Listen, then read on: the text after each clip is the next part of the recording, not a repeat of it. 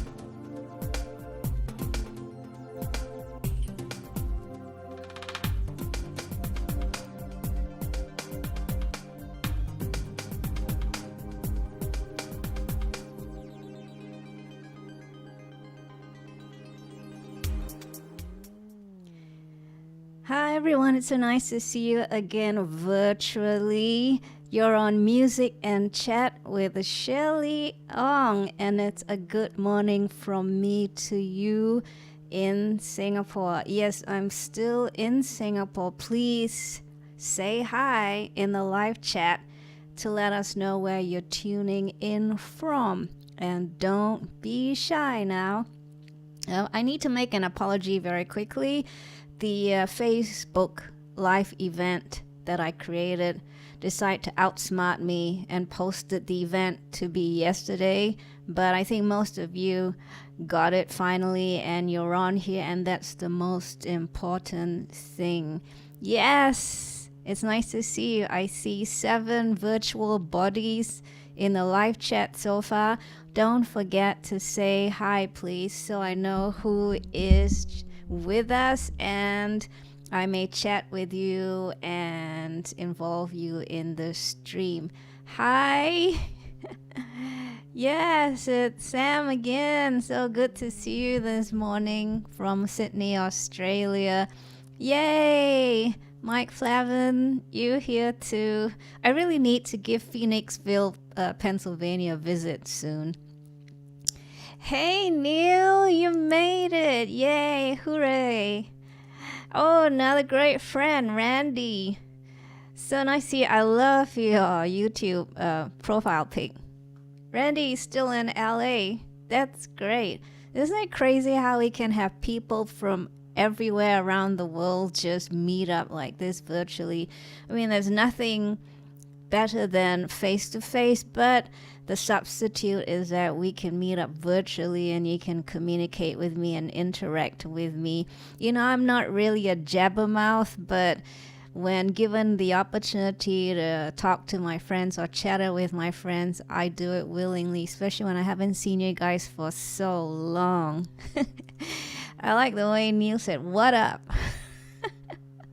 You know, that reminds me of a term that I learned very quickly when I was living in Dallas and working with some great musicians, that when they say bad, they mean good.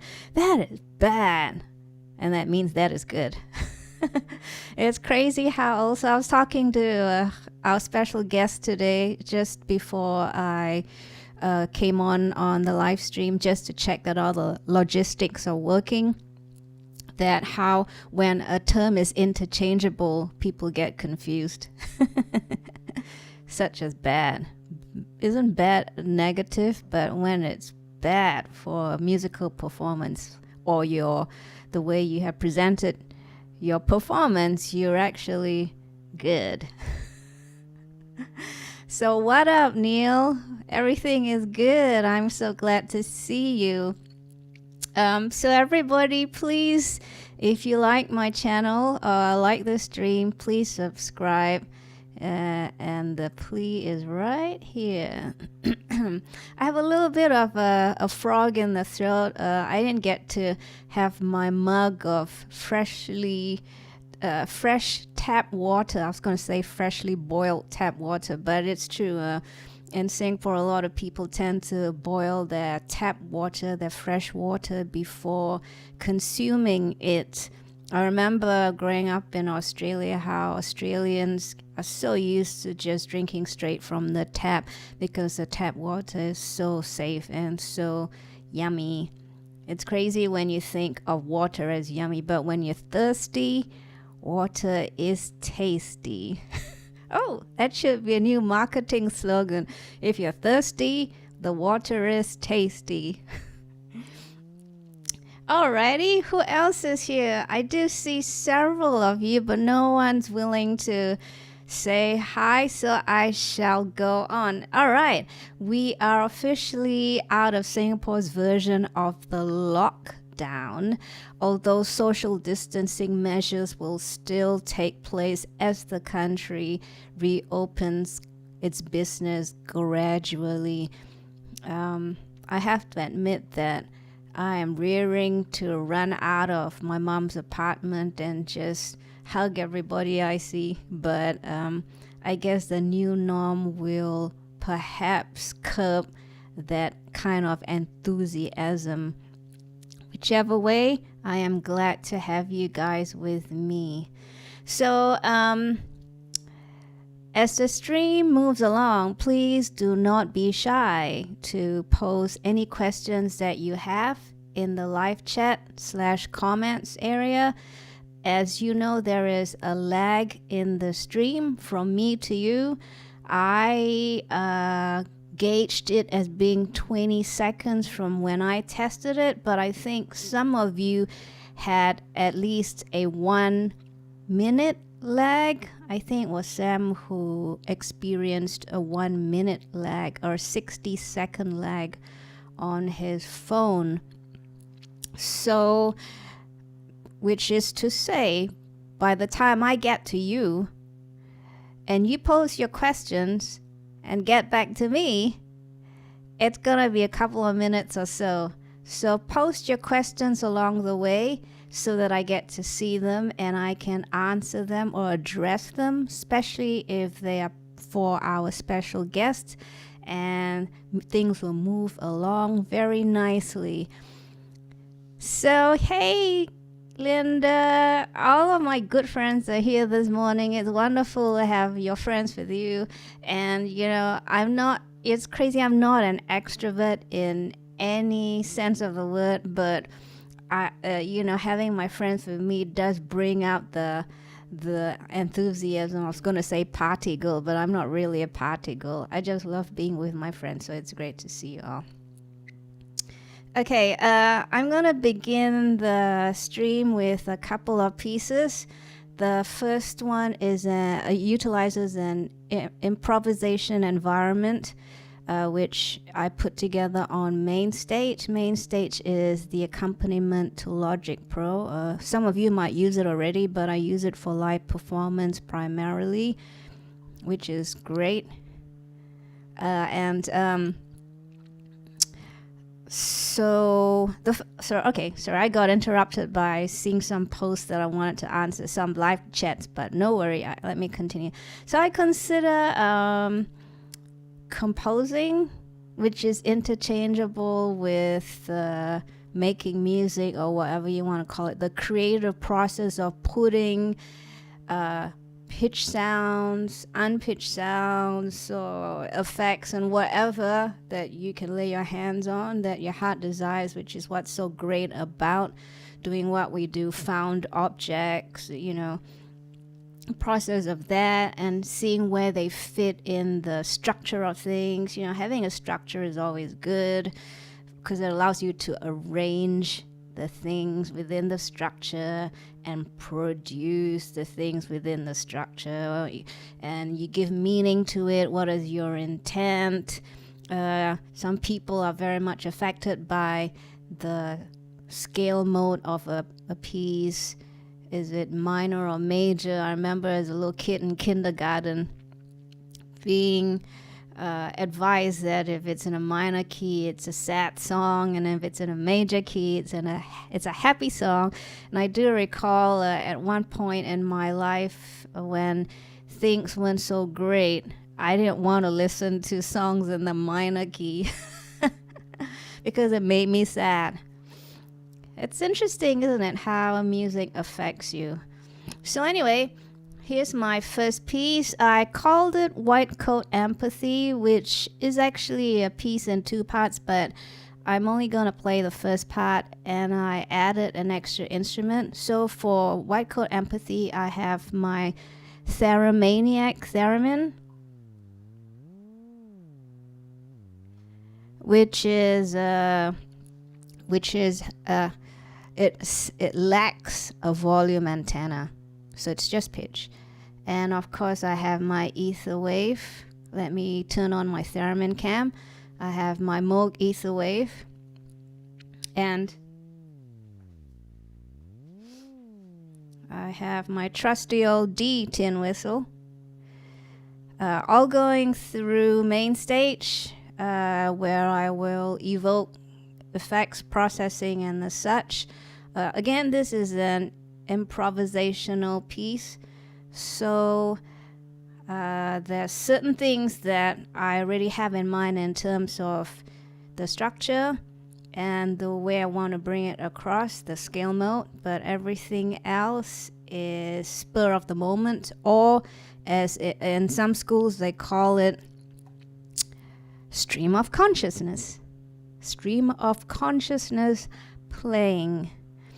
Alrighty, and following that is Gymnopédie, which is an Eric Satie piece. I just thought I'd play that because it probably befits today's stream. Anyone know how to spell Gymnopédie? Whoever spells it right wins a prize. The prize is a virtual handshake. Or maybe maybe a virtual applause. Whoops, I just closed something. Where's the virtual applause? Here you go. There you are, virtual applause. Okay, let me get to main stage. And here's the piece, White Coat Empathy Part 1, followed by Gymnopédie, played a la Shueh-li style. So excuse the frog in my throat, but I ain't no princess and the frog ain't no prince.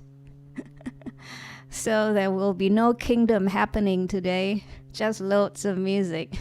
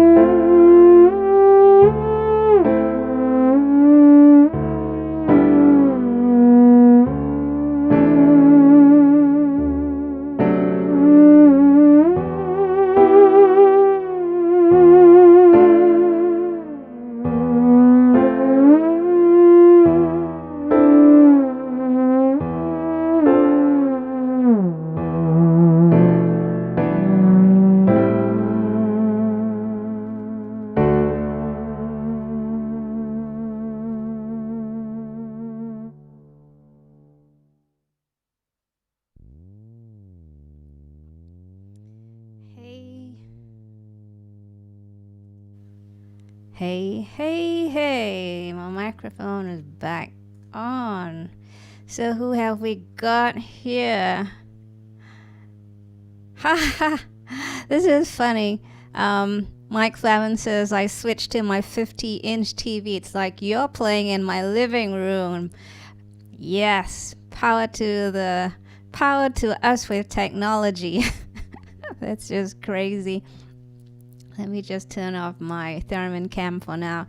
Yes, now you can see more of my room. We have Jonathan. Jonathan, glad to see you. Gymnopédie. Close but no cigar, as they say. Who else have we got? Mike Flavin. Pretty close. And of course, Neil gets it right again. Here's my virtual handshake as your reward. Thanks, Neil. You guys are such good sports. Thank you so much for being here with me. Yay! And we have another good friend, Val, finally made it this week. Yes, Mike Flavin says, hey, Val. And Val says, hi, Mike. Oh, boy. This is called cross chat. Virtual cross chat. Mike says, I heard Steve Hackett plays this. Oh, really? He played Gymnopédie? I wouldn't be surprised. And hey, Thomas. So nice to see you, Thomas. Thomas, another good friend. Tom Brislin, who plays with the band Kansas. Wonderful. So nice to see you all. Neil, you're very funny. Okay. Most of you know our guest for today. He is an inventor, but also a prolific composer. If you don't know this already, most of us harp on how he co-invented the Moog synth. He came up with all these ideas and stuff, and he and Bob had such a pally time talking synth nerd stuff. But he has also composed quite a bit, and I have actually a sample of a tune. It's called Tune Number 4, which exists on a 7-inch record that accompanied the book he authored called Synthesis: An Introduction to the History, Theory, and Practice of Electronic Music, released in 1976. I believe there is a second release, I think a 10 years later, a decade later. They're both soft copies. So without further ado, let me play this clip for you. And I took it off YouTube naturally from a site called Far Off Far Out, and thank you to Far Off Far Out. I'm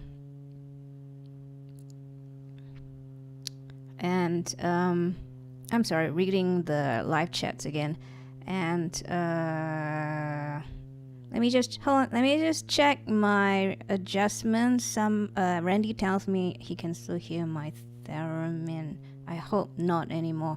Okay, here we go. So here's the clip from tune number 4. It's a sample.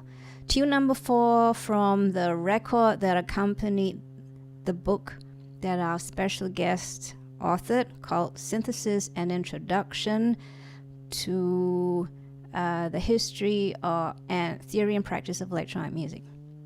The following recordings were made sound on sound. First, a trumpet recorded 4 times. Second, a 5-part recording consisting of bamboo wind chimes, tongue clicks, whistles, and speech sounds played at half speed, along with the previously heard tape loop.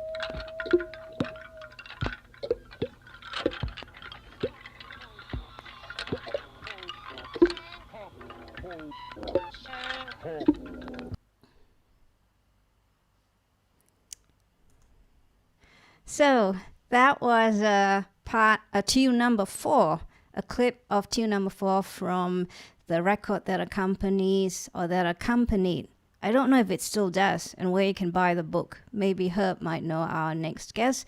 But again, our next guest needs no further introduction. Let's bring Herb on. Let me dial him on Skype. All right, Herb, where are you? Calling Herb Deutsch.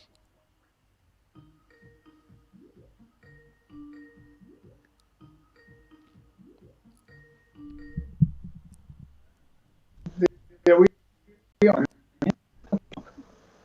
Hey Herb, can you speak some? I hear you breaking up slightly. Oh, I don't think I'm breaking up. I'm not. I hope I'm not really breaking up. I'm speaking some, and looking forward to not breaking up. You're looking good. and not breaking up. No, so far so good. If you do, I will probably call you back just to see if we get a clearer line. Yeah, I got it. All right, cool. Okay. So everyone, please say hello to Herb.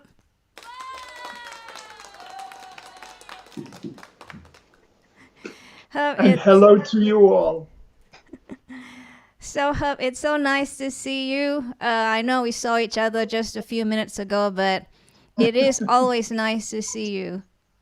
Thank you, and really always nice to see you, Shueh-li. Thanks, Herb. So just before you came on, I don't know if you're watching us on YouTube, but I played and I managed to find the 7-inch record that accompanied your book, Synthesis and Introduction to the History, Theory, and Practice of Electronic Music. Yes. And I played a bit from tune number 4. Do you remember the name of tune number 4? No. Do you? Oh, okay. Not well. It's at the time I did. Right now, I'd have to stop and think of what was the tune number 4.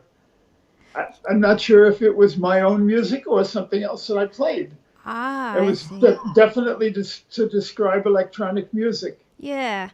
I need to get my hands on it. Do you know if the book is still out there somewhere with the record? Well, that's a very good question. I really don't know. It's been such a long time since since it was printed and published. I'm not sure where it might be available, whether it might be available. Okay, so. So as you know, we have virtual viewers, friends of mine and friends of yours. So yes. I'm gonna send a few of these comments over to our screen. You won't see it, but I'll read it to you. Good friend Mike Flavin says, with regards to that record, he says, I think my music teacher in grade school had that record. Well, that's really good, and I hope you played it, and I hope you liked it when you were in grade school. Again, I think I need to find it because I'd love to listen to it all, but I have an interesting comment to share with you. So the YouTube site where I found this clip is hosted by someone called Far Off, Far Out. And in his own comments, he says, and I'd like to know what you think of what he says. He says, most of the music terrifies me. At that point, what music was he referring to? Was he simply referring to most of the music from that electronic world? Well, he's the person responsible for posting that clip, and that's where I found it. Yeah. And I have a feeling this is my opinion. I think he wasn't referring to the composition. I think he was probably referring to what the future holds for musicians. Perhaps, and sometimes people refer only to the sound of what they're hearing because they're not familiar with hearing what to their ears may be a new sound. even though it's 40, 50 years old. I think what's interesting that we have these days in terms of our creative tools is that there's it is in abundance out there that we are accustomed to hearing something new, and if we don't hear something new, we go ho hum, nothing new here. That's probably the truth. We do hear new all the time. I'm not sure if I go ho hum because I like very much the things that have been done, no matter when they've been done, even if it's 200 years ago. But yeah, I'm very interested in the new things that are being done and the approaches that they're taking and the materials that they're using. Excellent. I'm searching our comments to see if we have any questions yet, but if not, I got a next question for you. I was just curious what you thought about what Far Off Far Out said about the music terrifying him. It's kind of like I didn't search into this person's background. I don't know if this person is a musician or not, so I can't tell. I don't think this person is, but I remember someone responding to the fact that I play an instrument that is where no contact is required, the theremin, and this person said to me, I don't know if she had a musical background or not, but she said to me, "Oh, that sounds like it will be very easy to play." Well, people had said that about the theremin for many, many years, and it's of course the biggest lie there is, because as you certainly know, it is one of the most difficult instruments in the world to play well. Well, we all know about that when right until the end of his life, theremin was listening to people play and talking to people who played, and stayed close to the world of performers on that instrument. When in the 1930s in America, RCA produced an RCA theremin, I believe it was RCA, yes, and said that they thought it was going to be the easiest instrument in America to play, and of course they advertised it that way. Absolutely. I do recall seeing some of the advertisements online, and it seemed like all you had to do was bring it into your home and away you go. Yes, I don't know those lines, but that's absolutely must be the lines that were used. Yeah. Because those are typical of the advertising kinds of remarks to make. I think it's still ongoing. I remember working in the multimedia industry in the late 90s or mid to late 90s, and we were promoting a sound card. And again, all the instruments are on the sound card. All you have to do is just plug a keyboard into your computer and you can make music. I just got a message came up on board. Are we still speaking correctly? Yes. So good, because something popped up on the screen, and I wasn't sure whether it had anything to do with you, and it did not. No, thank you. I'm thinking about that. Well, say again what you were talking about regarding the theremin and. Oh yeah. All I was trying to say was that I had been in a situation where it is hard to tell, based on the person's background who is asking the question or making that comment, what they are hinting at. Yeah. Because as we were talking about earlier, how a word can have so many connotations. When the multiple uses of the one word, unless you have clarification. Yes, no, that's true of every word, especially music. Yeah, absolutely.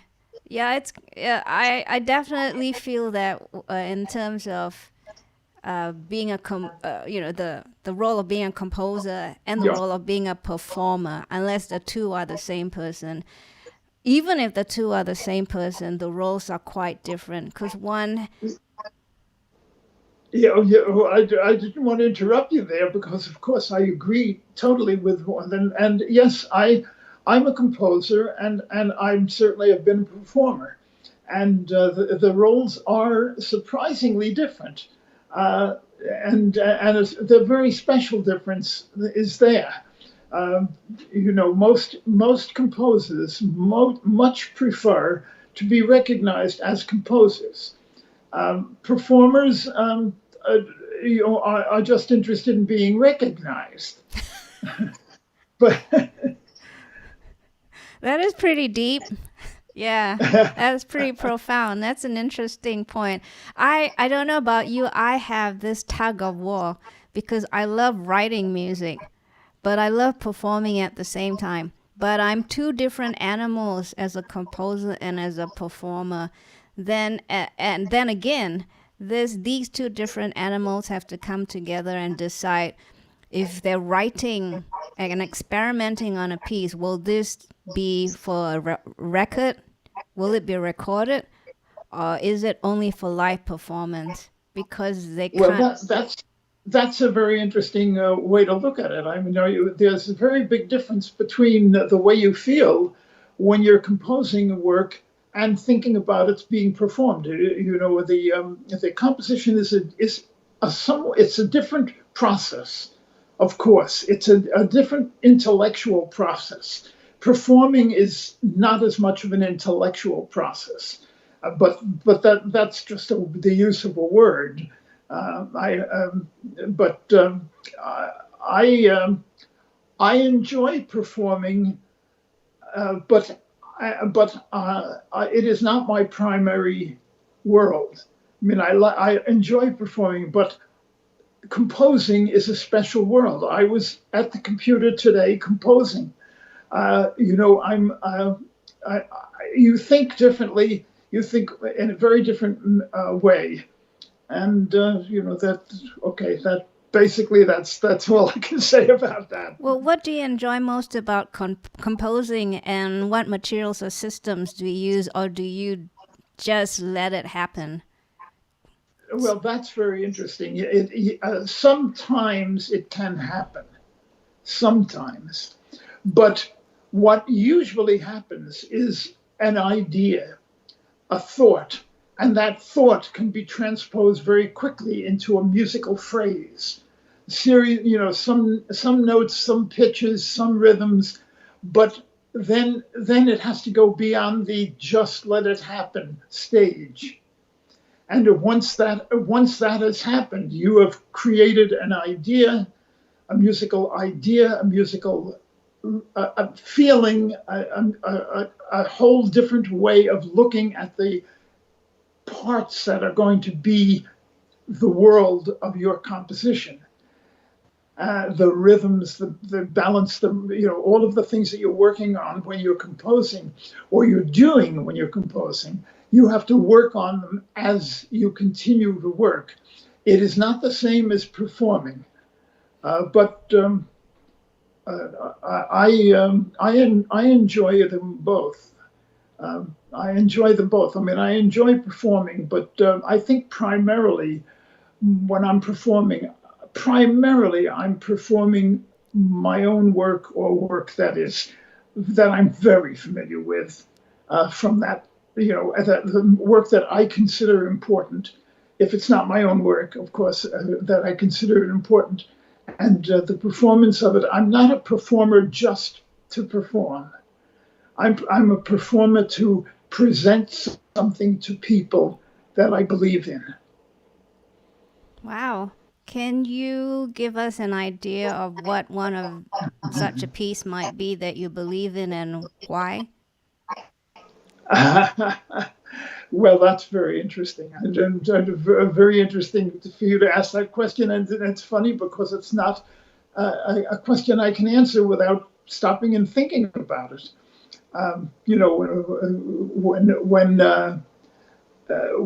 I'm first of all, I'm not primarily a performer, so I never plan my performances that way.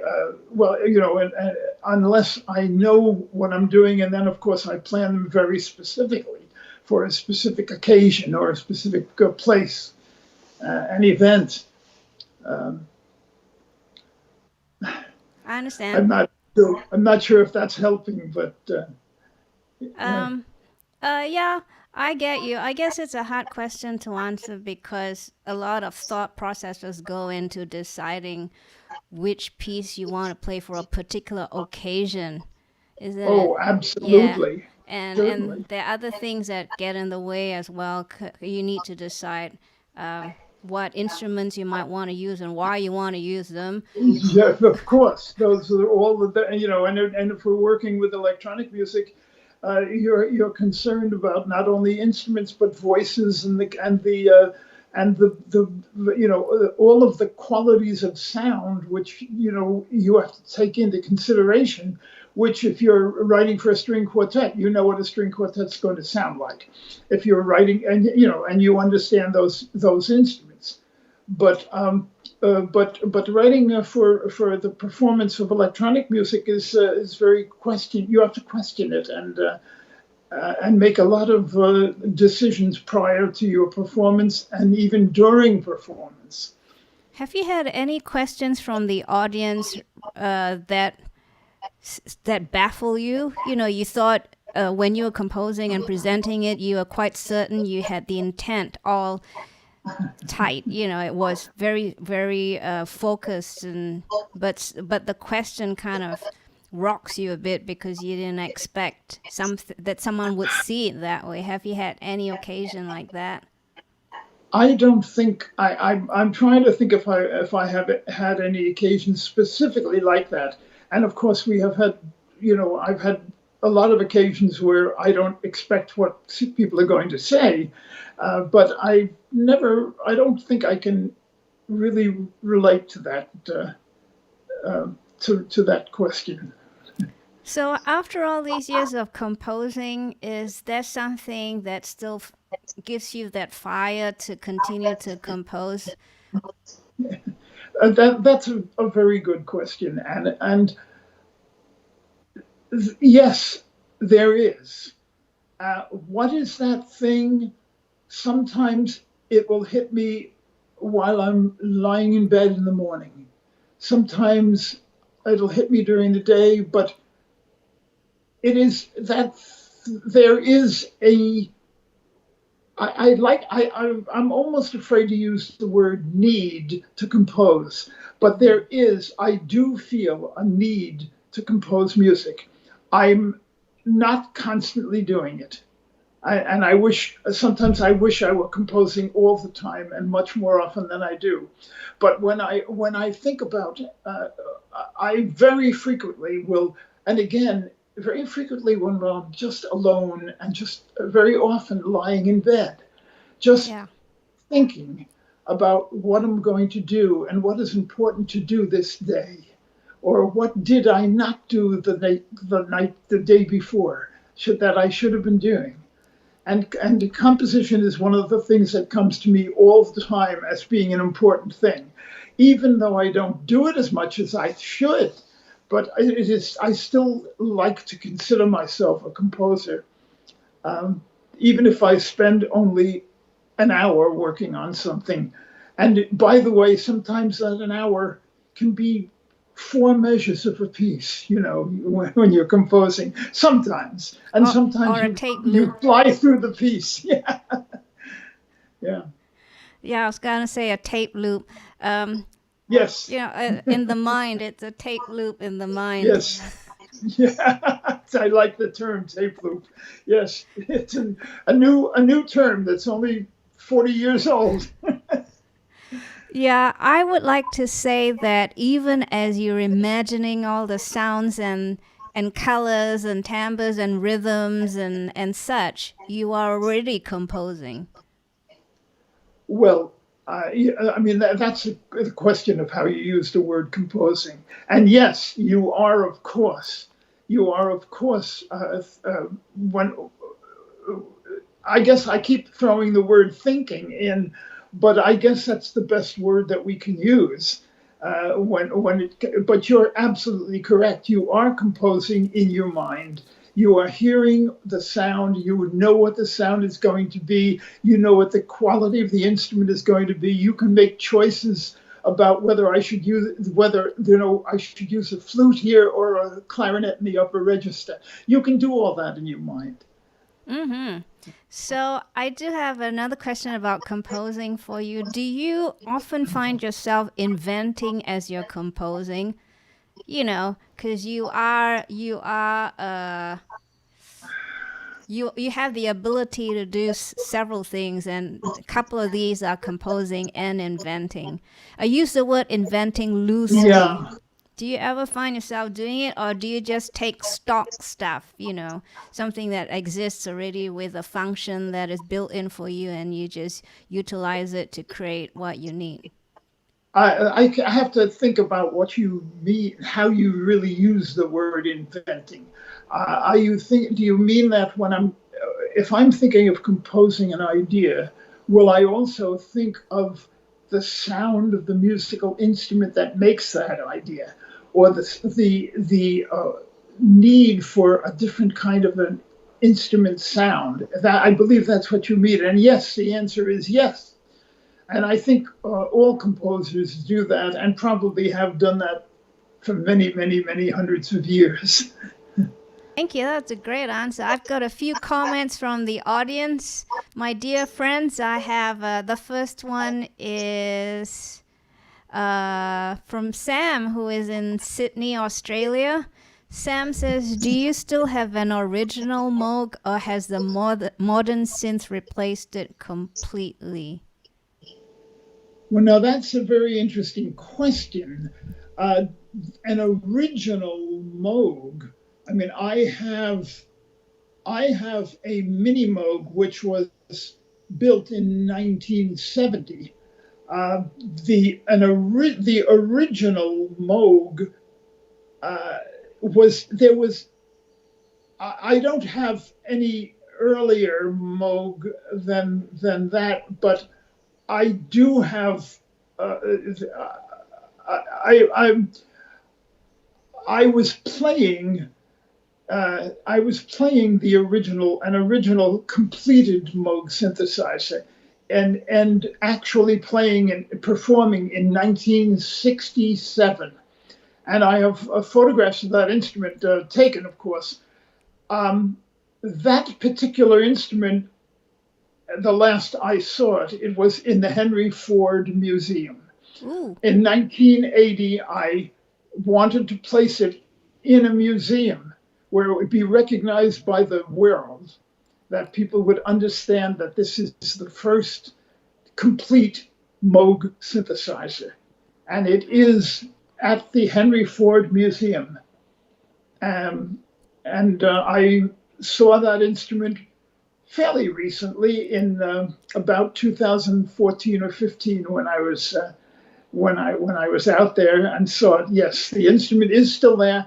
And in 2000, when I played it that summer, I believe it was 2014, it may have been 15, but when I played it that summer, it still performed. It was kept in performance. Before I gave it to the museum, I had Bob Moog himself go through it and check it out and make sure it was working properly, knowing that we were going to give it to a major museum. Yeah. Wow. I need to go visit it. Where is the Henry Ford Museum? I want to say the city and state, and I was going to say it before, and I'm embarrassed. I can't say it. That's all right. I can look it up. Let's see. Yes. Does anyone Detroit, know? Michigan. I believe it's Detroit, Michigan. Oh. Okay. I believe the Henry Ford Museum is in Detroit. I'm almost certain. All right. I'll look it up. Yeah, look it up. Look it up, because I don't think I would have gone to Detroit just to look at cars. I've never been outside Detroit Airport, so. Oh, okay. I might have to make a visit. Well, I'm glad that you got there and were able to change flights to wherever you had to go. Mm-hmm. No, and I did. I'm trying to. I believe it was the year was 1981 when I brought the original Moog to the museum, to the Henry Ford Museum, and as I said, when I was there in the year 2014, it was absolutely still there, and it was playable, absolutely playable. So they've kept it beautifully. I mean, they understand the importance of the things that are in that kind of a museum. Yeah, of course. So a friend of mine from Pennsylvania, Doylestown, Pennsylvania, good friend of mine, Bill Lynch, says yes, it's in Detroit. Is the emphasis? Thank you, Bill. Is the emphasis on D or Detroit? Detroit or Detroit? I don't know. Detroit, I guess. It's Detroit. I've got another question here. Let's see. Before I go that way, one from Mike Flavin about your compositions. Do many compositions happen as a result of discovering a sound that you wanted to build around? Now, I have to stop to think about that question. I mean, it is not the first thought that normally would happen, but if you discover a sound and it's a new sound or a new instrument, when as in my many years of going through that would immediately make me want to write something for it. But when I'm composing, I don't really start with the sound, particular sound. I don't really normally start with it, especially nowadays when we do most of our composing on the computer. For most of my composing life, I did sitting at a piano. But of course, for the last, 15 or 20 years, you're composing at the computer. More than 20 years. Yeah. Okay, that's a good answer. I hope so. You score an A. I got more questions here. Let's see. I've got one from Bill again. Hi, Herb. How often do you play instruments now just for enjoyment, if that is something you like to do? Bill, that's a very good question. I try to play the trumpet or the flugelhorn, which is the instrument I've been playing mostly now, and then that's basically the same as a B-flat trumpet. It's a different instrument, but fundamentally it's the same.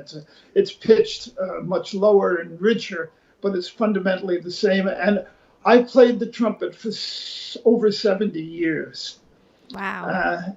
And so I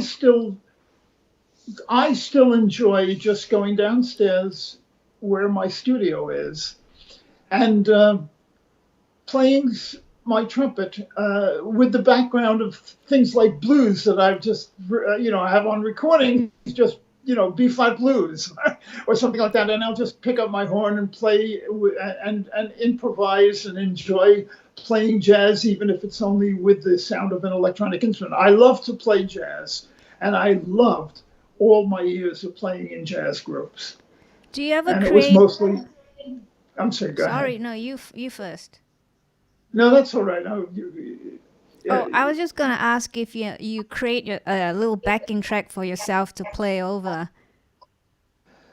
Frequently, not always, but yes, I've certainly done a lot of backing tracks for me to play over on any instrument, including playing live on synthesizers and things of that sort. Yes, I've done backing tracks for all of that stuff. But if you were just to be playing for enjoyment, do you do yourself a little backing track, even if it's just 3 chords, or you just play without accompaniment? A little of both, but when you say, it's only 3 chords, if I'm playing blues, you're basically dealing fundamentally with only 3 basic chords. I enjoy playing jazz live by myself with backing tracks, and even when I'm not playing, playing with backing tracks, when I'm playing, I hear what I want to hear. I can hear the changes. I can hear where the chords are, and I know what I'm doing when I'm playing the instrument. Very good. I've got something from our good friend Randy George. Randy says, Herb, can you speak a little about your early experience with the theremin before you met Bob Moog? Okay, let me think about that. Actually think about that, because I have to go back a long time, because it was when I met Bob Moog, it was many, many years ago. I did not know. I met Bob Moog only after I read his article about building a theremin. And at that time, I wasn't playing. I was playing trumpet and piano, and I was giving lessons, primarily trumpet lessons. And one of my students' fathers showed me an article that he read in a magazine about Bob Moog's building a theremin. And that is when I first heard really about playing a theremin. So it was an instrument that I didn't know about until I was in my 20s, early 20s. I don't know if that answers that question. But you did purchase a unit, didn't you? And you played it. Yes, I did. Yeah. Yes, I did.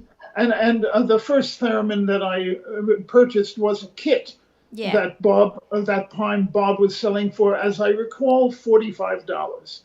I may be wrong, but I think that's what he was selling them for. And you built it yourself. And I still have that instrument that I built myself this day. And it still can play. Oh, very good. Although I have newer theremins, but my original theremin that I built, I still have. What other theremins do you have now then? So you have the kit, which is an ether wave, isn't it? Yes, I only have ether wave theremin. Oh, okay. I have a couple of them. I never got to the really fancy and beautiful bigger theremins. Do you recall anything of what you thought about playing the instrument after you build it? That's an interesting question. It's not an easy question to answer. I'm not sure. Look, when you build something like that, I remember being very concerned that each step of the building was correct, and checking everything as I was doing it, and making sure that all the electronics were correct, and so forth. When I started playing it, it's quite a while ago now, but I remember absolutely enjoying it, and hoping that there would be an opportunity to play that with more people. Because at that time, again, remember, I was primarily a piano and trumpet player. And so the theremin to me was a beautiful new instrument to learn about and perform. Thank you. I have more questions from me now. Okay. So I do realize, and most people as well, because we've sat down at conventions and conferences where you have related the story of how you met Bob Moog and how certain things came about with regards to the Moog synthesizer. And a couple of things that were crucial to you were, one, that it be approachable to musicians, so the keyboard was there, so there was context. Dean Parks and I last week talked about context. Just put something in context so that you can appreciate what it is and not look at it as though it were something that fell from the sky. And that really was the main thing that Bob and I talked about back then in 1964, am I correct in that? Yeah. Okay. So many years back that I had to stop and think that I make the right year. But yes, those few weeks that we worked together, the thing that was important to me was to get an instrument that could be performable by others, not just an instrument that needed a whole room full of gear, which was how the original synthesizer was in Columbia University. When first it was called, that was given the name synthesizer, it was really a room full. But when Bob and I worked, it was our immediate thoughts right away were to be able to reach the point of being able to make electronic music with instrument that was easy to handle, that could be carried around, that could be in your house, that could be in your school, that could be anywhere with you. Absolutely, and by the way, when I was talking to Bob that same day, he said, I used the term electronic music, and he actually said, "Well, what do you mean by that?" What was your answer? He absolutely said that. Well, this was 1 month before I was doing a concert in New York City, and my answer was, "You have to come to my concert in January." And I did, of course, mention works of the Columbia University, works that were very early works in electronic music. But he did come to my concert, and that night in January, he heard my first. He first heard my electronic music works, and the whole concept became very real. So for those of you who don't know the reference that Herb just made of the RCA synthesizer that took up a whole room, that was known as the Victor, wasn't it? Was the synthesizer Mark II, aka the Victor.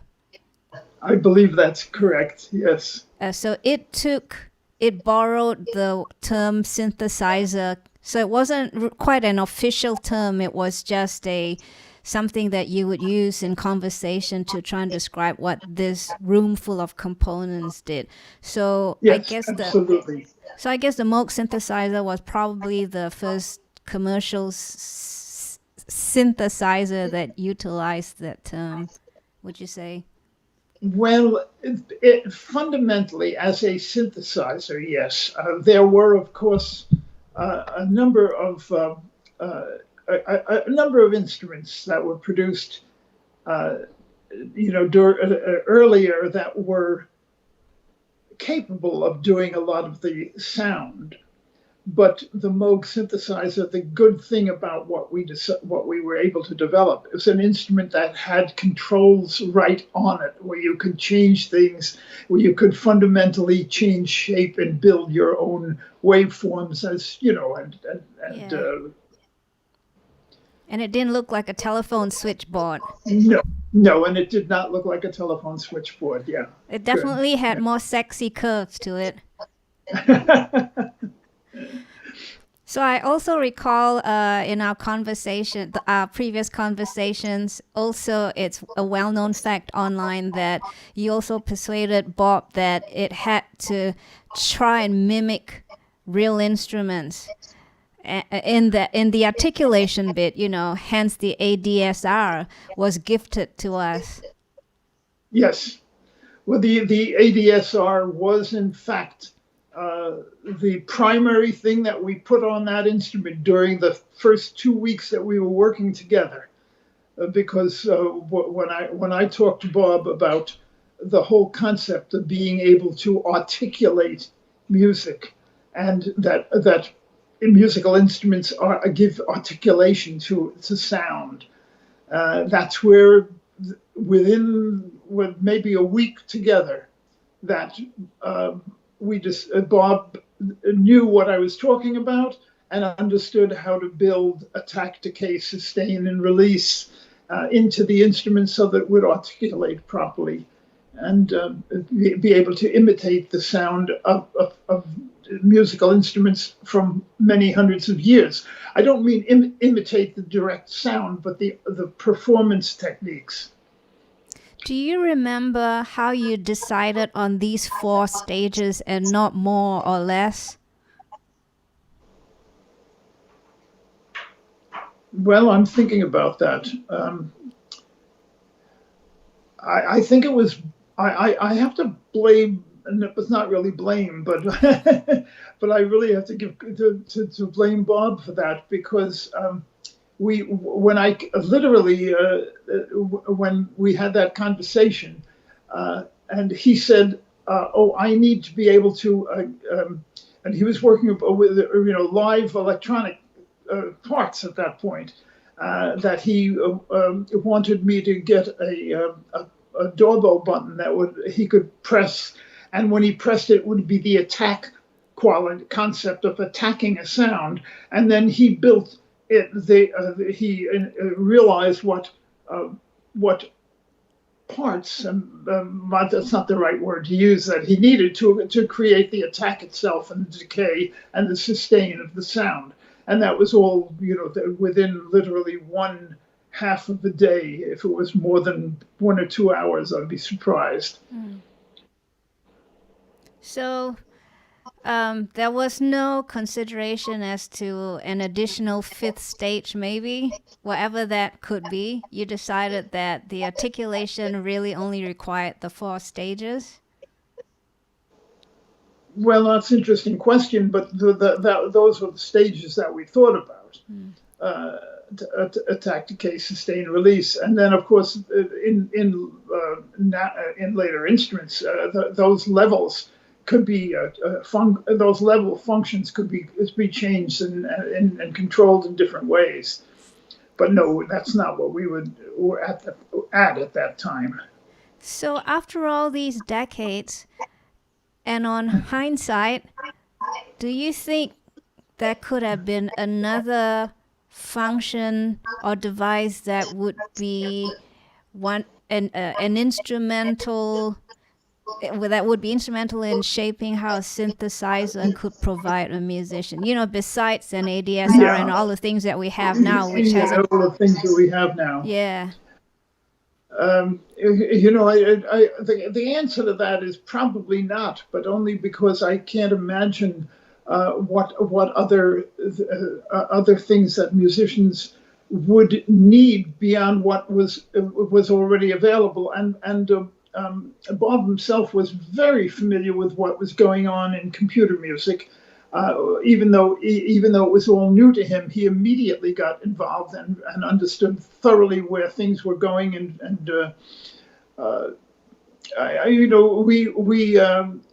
We went through the whole concept of controlling digital music and what could be controlled digitally, and realizing the points that it's kind of almost infinite what kind of changes are available when you're dealing with digital sound and digital control. I think I'm babbling a little bit. Oh no, not at all. You're very clear. I know how you feel. Sometimes when I'm going through the process of figuring out something profound, I feel like I'm just going round and round in circles. But no, you're fine. No, well, I feel fine. Thank you. And it is pretty late where you are, so I appreciate you staying up for us. So I do have a couple more questions, and I see one from a guest from a viewer as well. So, there's another one that popped out. Here's my question though. Okay. So, studio musicians for a long time now, almost decades now, have felt threatened by technology. Every new synthesizer that comes on board, they feel like they will lose their jobs. What are your thoughts on this, if you have any? The thoughts that I have on that, I understand completely about that. And I will even tell you that at the very beginning of the developing of the Moog synthesizer, I'm not sure if you're. Oh, okay. You seem to have suddenly stood still and then stopped. Yeah, so did At the you. very beginning of developing the Moog, yeah, at the very beginning of developing the Moog synthesizer, we had. I think I had the biggest question as to whether this instrument could badly affect professional musicians by making something available which was not there in the first place. I'm thinking now, talking about those musicians who play Broadway musical shows and things of that sort, that hundreds and thousands of musicians whose performance on all instruments is what makes the total musical world. And I thought of that, but I also realized right away that there was a totally new function that we were adding, and that new function, that new sound, that new ability was going to change almost infinitely the world of what can be available in musical instruments. That it was not going to, get in the way of things like flutes and clarinets or oboes. That electronic music would not take that over, and of course it did not. It came on as a whole new world. Thank you. I really appreciate that answer. You made me think of a time that I was teaching somewhere. I won't reveal which school or which country, but Okay. I was helping the orchestra leader. He was a music teacher as well with the director, orchestra, yeah. and they had just gotten a DX7, and I was really excited, but the poor DX7 was relegated the part of missing string sections. So Yeah. No. Tell me a little bit what you mean by that. And when you say that they use the DX7 simply to play string parts. Yeah. Yeah, that was really sad. Yes, it is. Well, It's really sad. I thought it was sad in that this synthesizer that had so much to give was just playing string parts. Yes, of course, the DX7 was brilliant. So the potential of that instrument, it was never really appreciated because the instrument, it was an early, wonderful early instrument. And I think the potential at that time was not appreciated. It took a while. I think it's still a phenomenon to a lot of people because it's a little, the idea of dealing with FM synthesis is something that is not so much commonly known or understood. No, or understood, right. Yeah. Well, I got more questions, but I won't keep you up for too much longer. Okay, no, I'm okay. Are you okay? Oh, sure. You have another interesting question? I'm okay. Okay. Absolutely. Wonderful. I have something from Mike Flavin. Was there consideration of an interface other than a piano keyboard? That is an interesting question. That is an interesting question. At the time, and now I'm talking about the time in 1964, when Bob and I were thinking about the control device, the keyboard was the most, in my mind, was the way it had to be first. And there were some other questions about control. And even Bob and I even discussed that very summer, because I believe it was Vladimir Yusachevsky from Columbia University. I think I'm thinking of the right person. But I believe he had said that wanted to know whether we're going to just put a keyboard control on that, or thinking of some other kinds of control. And we discussed that right that summer in June.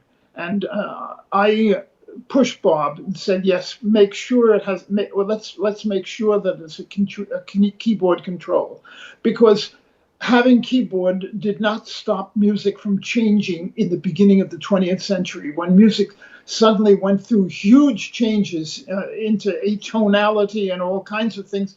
But the keyboard was still the primarily musical device to use. And most households had piano or some kind of a Yes. keyboard instrument, didn't they? Yes, and it's a familiar control. Yeah, of course. Mm-hmm. Let's see. I have one from Bill Lynch, Pennsylvania. Herb, do you have a favorite classical music composer? Choose from any era. That's very funny. The first name to came into my mind was Mozart. And is it a favorite? That's a really that's a tough question. I mean, yeah, of course, Mozart could be, but is he more in my mind? Is he more favorite in my mind than Beethoven or Chopin, or and it's actually, was your name Bill? Yes, Bill. Ask that question, Bill. I find it difficult to say who was my favorite composer. I mean, they're at the time I have favorites, and when I'm thinking of classical music, I have a favorite. When I hear music in different styles, I have a favorite in that style, but not altogether in the world of music, and that goes into jazz and everything else. Yeah, I'm much like you as well. I don't have a favorite composer or an artist or performer, but in a style, I know who I like. Yes. Right. So I don't have an idol. When people ask me, do you have an idol or a role model? I don't actually do, but I do like pieces that are written by different people in different genres, kind of thing. Well, and that's exactly how I feel. So we're together in that. Yes. I have something from Sam, Sydney, Australia. Do you use much of the Fairlight? I don't even know if you have a Fairlight. Do you have a Fairlight? No, I don't have a Fairlight. I'm sorry. I don't know how many exist in the world right now and how costly they are. At this point, if they exist, they've got to be pretty costly. If they've been kept in, and I'm sure if they exist, they are in perfectly great shape.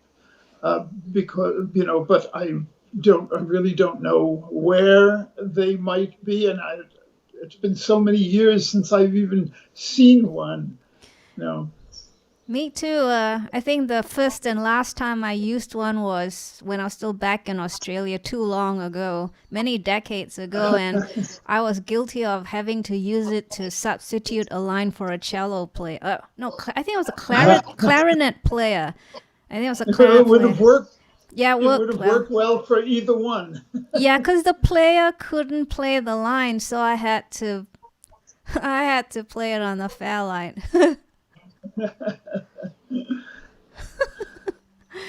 I have a question from one of my students in Singapore, Jovan, and he wants to know, what do you see or hope to see in the future of synthesizers? Well, that is an interesting and it's a difficult thing for me to answer. What do I would like to see in the future of synthesizers? Because now we have the hardware and the software. Yeah. Categories. I mean, mentally thought, idea-controlled instruments has always been in the back of my head. Idea, did you say? Musical instruments that could be controlled by your direct thought, your ability to know what a sound is, recognize a sound, and be able to make it occur. But I think probably I share that feeling with probably a million other musicians who are composers and performers. Do you think with the quickly advancing level of AI and machine learning and its introduction in our lives will make that happen sooner than later?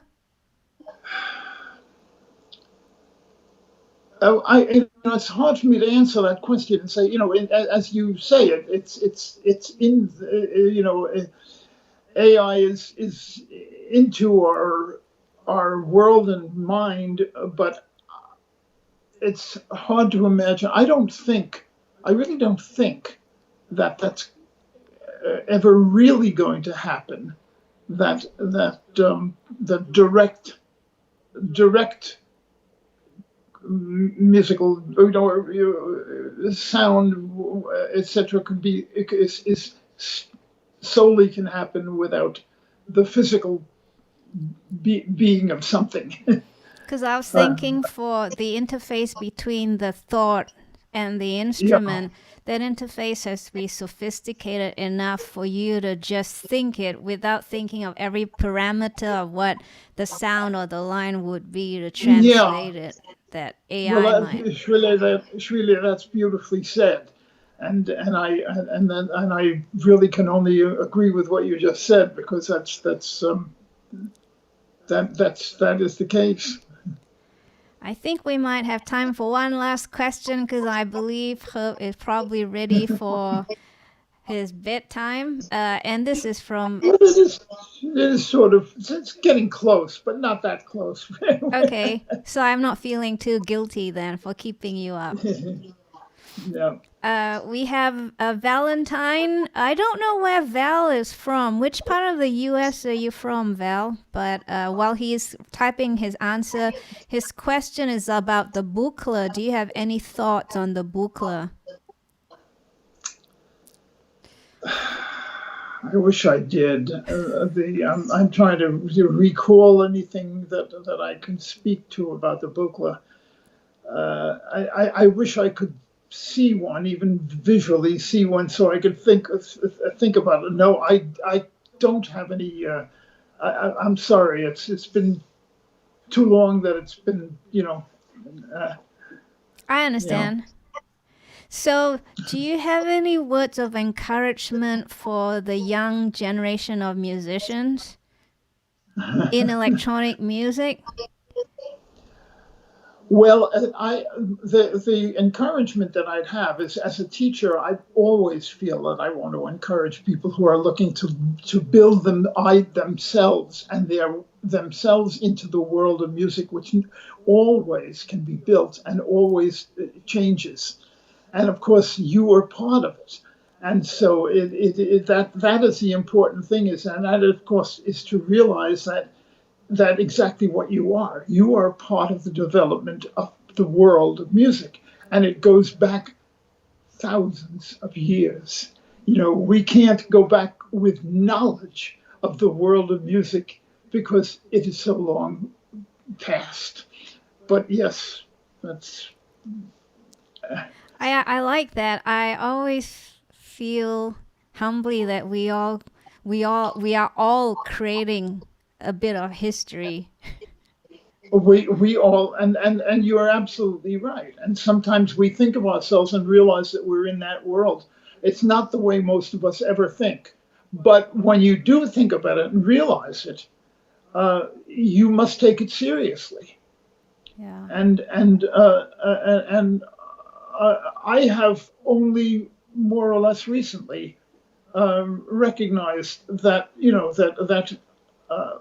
what I have done and what I do is part of the world's music history, and not that it's a major part of it or anything else, but we all recognize that we are really part of a history, and I think perhaps that a number of years that I taught music history has reached my head, when you begin to think historically about everything. But all I can say is that it is great secret pleasure for me to be part of the history of the world's music. You Wow. know, a piece of it somewhere. Okay, And starting to make me. and I'm not saying that it's an important piece of it, but it is a piece. You know. Yeah, Okay. as you were saying the word peace multiple times, I started to rearrange the spelling of the word and I saw P-E-A-C-E instead of P-I-E-C-E. Peace. Yeah. I feel very fortunate that I have music in my life because it's brought me it's introduced me to so much creativity where the ceiling of my creative mind has been lifted, and along the way Well, I've met such nice people, and it's removed the walls from my room, and it brought me into the world where I meet such nice people. But I wanted, before we say thank you to you, I wanted people to know, if you don't know already, Herb Deutsch has also been lecturing at the Hofstra University, and he lectures. You still lecture in electronic music and composition, don't you? well, I taught there for 57 years. And the last year or so, I guess about the last year, I've been sort of retired from doing that. But I certainly did teach all of those areas, electronic music and the history of. I taught all areas of music at different times, Before, even composition, bef- music theory and composition, and well, before we say goodbye, could you give us a quick list of the equipment that you do own and that you treasure oh, still? well, that's a good question. I wish I were.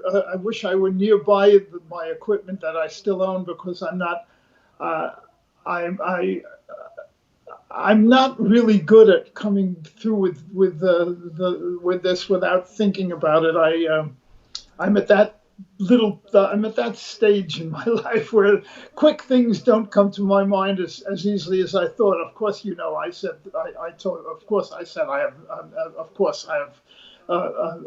Only one Minimo, but but I have quite a few different Moog synthesizers.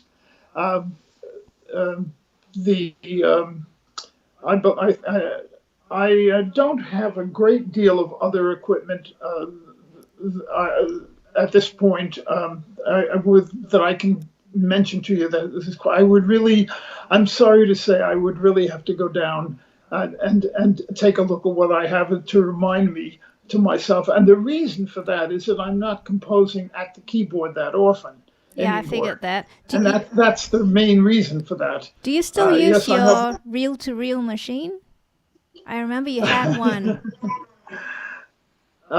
Well, I kind of dug it out. I mean, of course, I've always had very good reel-to-reel tape recorders, and there was a period when that was the instrument that you must have. And I've kept one main reel-to-reel machine, but within I'd say the last year, I've had problems working with it, because it's not, things aren't quite as perfect as they were, and the speed and tempos of things are a little bit irregular because of that. And so I've not been working with a reel-to-reel machine, and I simply refer to it as a tape recorder. But that's what I'm talking about. No, I mean, yes, I do have one sitting there, but not really being used Thanks. anymore. Thanks. And I have some blank tape sitting there and saying, "Okay, fill me up. I want to." I hear you. I'm guilty too. I've kind of shrunk the amount of equipment that I actually use on a daily basis because it's just more convenient. Yeah.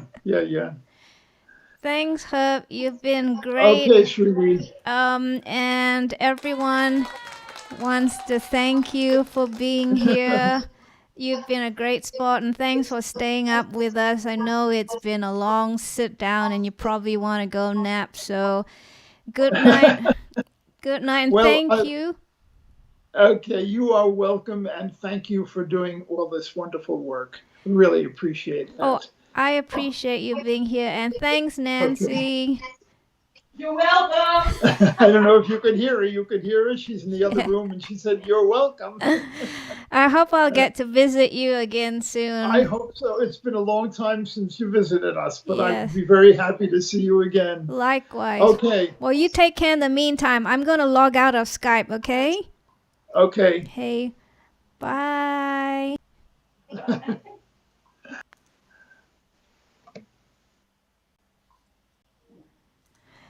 Oh, oops. Sorry, folks. I hit the wrong button. Can you still hear me? It looks like you can. All right, so, yeah, so, yes, Bill, that was an amazing time to hear some history.